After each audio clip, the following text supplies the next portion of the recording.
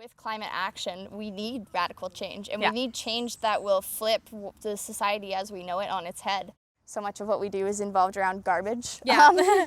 Because it's not only rethinking the mentality of how we as youth conduct our actions, but also how the whole society as a whole looks at food.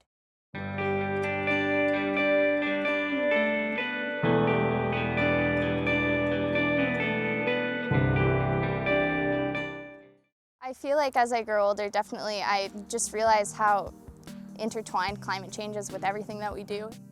Food and farming are both taken for granted, and just the disconnection between how we receive our food at the grocery store and what it actually took for the food to get to Vancouver Island, to be grown, to be stored, to be shipped, makes people really not realize how that process is affecting climate change.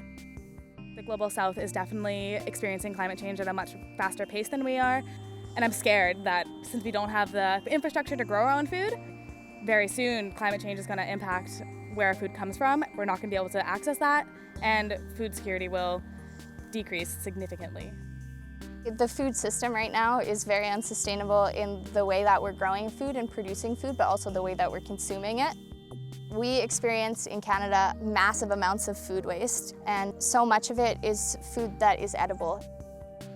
Both of us are involved in the Community Cabbage, which is an initiative that collects food that is thrown out by grocery stores and businesses, and they cook it, we cook it, and serve it for free on campus to raise awareness about how much food is going to waste in our community and to increase food security on campus. Doing that 3 times a week, it really makes you realize how constant food waste is and how many people benefit. It's very fluctuating, but we serve to about 60 to 100 people every week. We heat up all the food at someone's house and then we bring it to campus, and we ask people to bring their own containers. But for people who are coming for the first time or forgot, we do have a supply, but ask people to return so that we can use them next week. We face so many challenges with logistical issues and people not wanting to eat our food because it's a liability, and there have been so many institutional barriers that we've had to pass, but that doesn't mean that the work we're doing is wrong or that it's not valuable. And I think that when you are being questioned, sometimes it's a good thing because you're making people think. And unless you start something, even if it feels like it's small, you'll never know what kind of impact it will have. So from what we do now to build on minimizing food waste, we want to create a map where we can redirect grocery stores and people that create large amounts of food waste and redistribute it to people in need.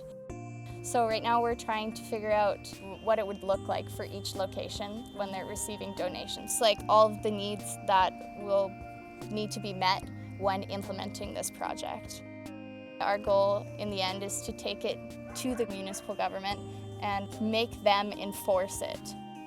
We need the involvement of government and larger scale entities to create changes that will happen at a scale that affects our entire community rather than just the people that we can reach.